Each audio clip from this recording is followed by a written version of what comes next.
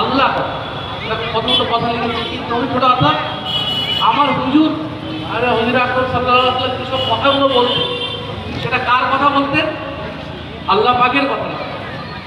সে আল্লাহর কথাটা আমরা কিভাবে জানতে পারলাম? তার মাধ্যমে জানতে পারলাম।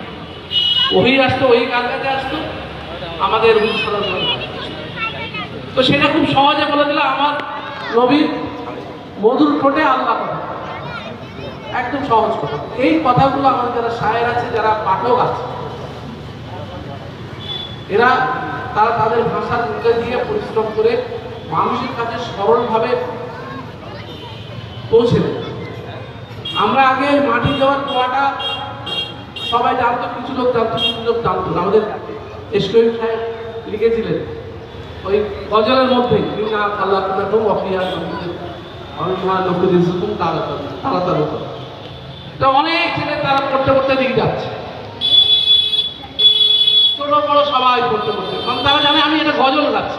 গজলের মধ্যে থেকেই যে সে একটা আয়াত, একটা দোয়া সে জেনে গেল। এটাই হচ্ছে যারা লেখক, যারা শিল্পী, তাদের মধ্যে দিয়ে মানুষের কাছে পৌঁছে দেয়।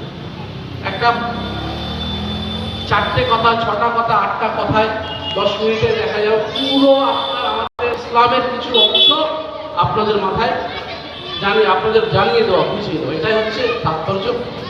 আমি বক্তব্য দীর্ঘায়িত করবো না, অনেকগুলো জায়গাতে ঘুরে আসছি।